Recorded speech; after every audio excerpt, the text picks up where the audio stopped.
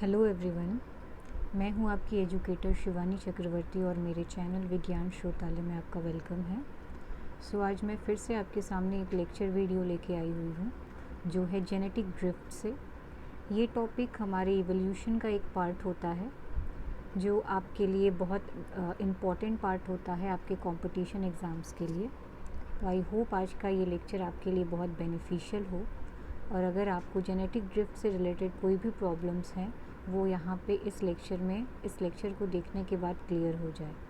साथ ही साथ मैं आपसे ये कहना चाहूँगी कि अगर आपको ये लेक्चर और ये वीडियो अच्छा लगा हो तो आप उसको लाइक और सब्सक्राइब कर सकते हैं और अपने फ्रेंड्स के साथ शेयर कर सकते हैं, जिससे आपको नेक्स्ट अपडेट्स इस हमारे चैनल से रिलेटेड और आगे जो भी मैं वीडियोस डालती रहूँगी उसके अपडेट्स आपको मिलते रहे। आज हम जेनेटिक ड्रिफ्ट्स के पार्ट फर्स्ट पे डील करने वाले हैं।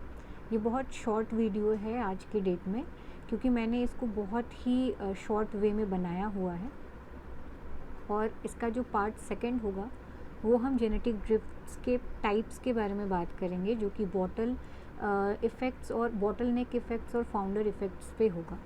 ओके, चलिए ज़्यादा टाइम वेस्ट ना करते हुए हम अपने लेक्चर की तरफ मूव करते हैं। बेसिकली जेनेटिक ड्रिफ्ट क्या होता है, व्हाट इज़ जेनेटिक ड्रिफ्ट, उसको समझने के लिए हमें ये जानना होगा कि इस जेनेटिक ड्रिफ्ट को डिस्कवर किसने किया।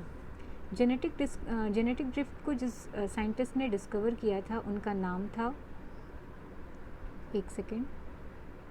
उनका नाम था शेवाल राइट। इन्होंने जेनेटिक ड्रिफ्ट को डिस्कवर किया। कभी कभी आपसे कंपटीशन एग्ज़ाम्स में इसके डिस्कवरर से भी क्वेश्चंस पूछे जाते हैं। ओके, अब हम बात करते हैं इसके डेफिनेशंस को स्टार्ट करने से पहले मैं आपको कुछ चीज़ें बता दूं जिससे आपको और भी क्लियर हो जाए। जैसे कि जो जेनेटिक ड्रिफ्ट होता है वो एक स्मॉल पॉपुलेशन में देखा जाता है। स्मॉल पॉपुलेशन मतलब एक छोटी सी आबादी, जहाँ की जनसंख्या, जहाँ का पॉपुलेशन बहुत ही कम हो। ऐसे कंडीशंस को हम जेनेटिक ड्रिफ्ट्स में, मतलब ऐसी पॉपुलेशन जिसकी मतलब ऐसी पर्टिकुलर एरिया जहाँ की पॉपुलेशन कम होती है, वहाँ पे आपको जेनेटिक ड्रिफ्ट देखने को मिलता है। तो जेनेटिक ड्रिफ्ट आपको स्मॉल पॉपुलेशन में देखने को मिलता है जो उसके सिग्निफिकेंट होता है। और दूसरी तरीके से ये रैंडम और डायरेक्शनल लेस चेंजेस करवाता है। दैट मीन्स कि जो चेंजिंग होती है वो आपकी रैंडम तरीके से होती है और इसका डायरेक्शन एक तरफ नहीं होता। ये डिफरेंट टाइप्स में मूव कर सकता है, डिफरेंट डायरेक्शन में मूव कर सकता है। ठीक है, अब बात ये आती है कि जेनेटिक ड्रिफ्ट काम क्या करता है, मतलब करता क्या है। तो जेनेटिक ड्रिफ्ट बेसिकली एलील की फ्रीक्वेंसी करता है। ठीक है, एलील के बारे में आप जान चुके हो, हमने हार्डी-विनबर्ग प्रिंसिपल पे बात की हुई थी।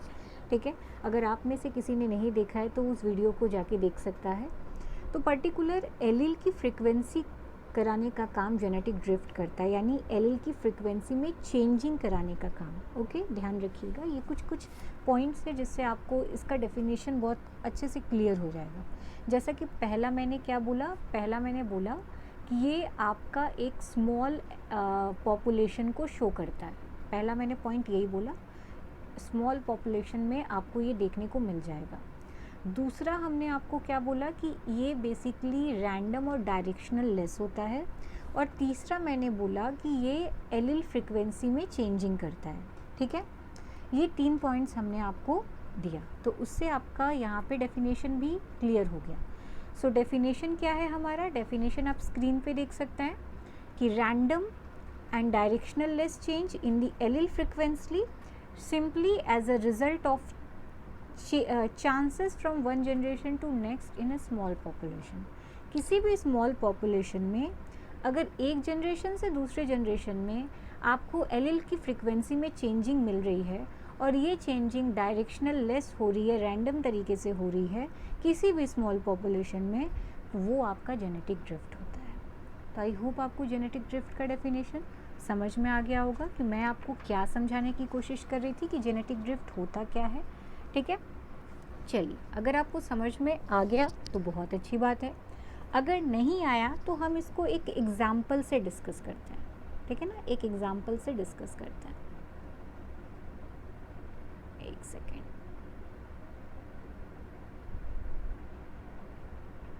Just a minute.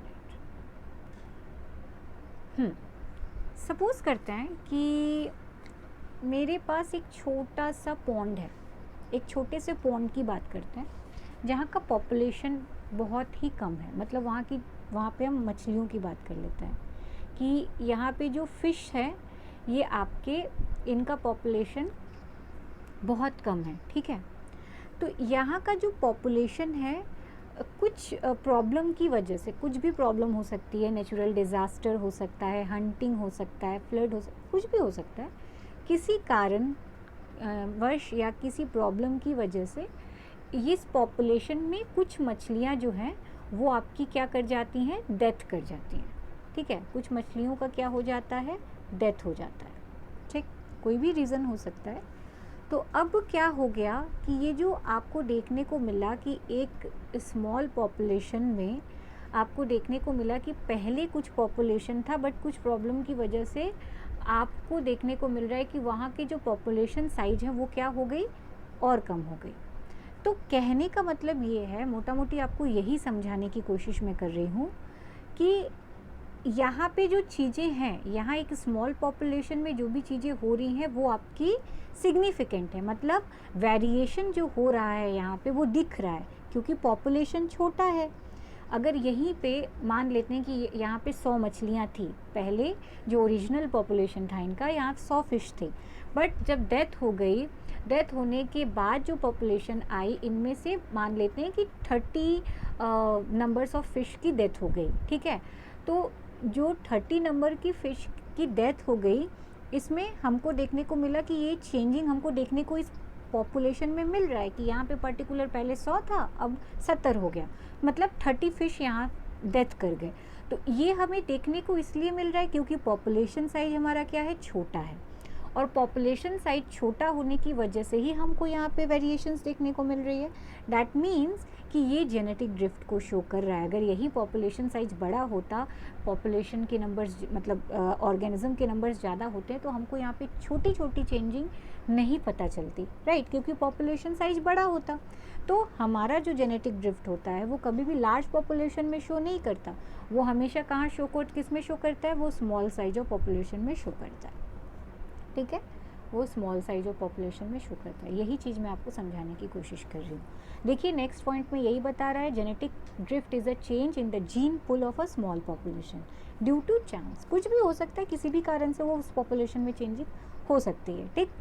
Next point में क्या बता रहा है कि genetic drift has the potential to complete eliminate a specific allele in the organism and make them produce only specific offspring. और इनके पास कैपेबिलिटी भी होती है कि पोटेंशियल भी होता है कि जो भी एलिमेंट, जो भी पर्टिकुलर ऑर्गेनिज्म एलिमिनेट हुए हैं उसके अलावा जो भी पर्टिकुलर ऑर्गेनिज्म बचे हुए उनमें वेरिएशंस क्रिएट करना। मतलब एक तरीके से आपको देखने को मिल जाता है कि वेरिएशन नहीं देखता है, लेकिन ये स्पेसिफिक जो भी ऑर्गेनिज्म इनके पास है वो पोटेंशियली उसको क्या करते हैं, उनमें उनकी फ्रीक्वेंसी, उसकी एलील की फ्रीक्वेंसी में चेंजिंग करते हैं।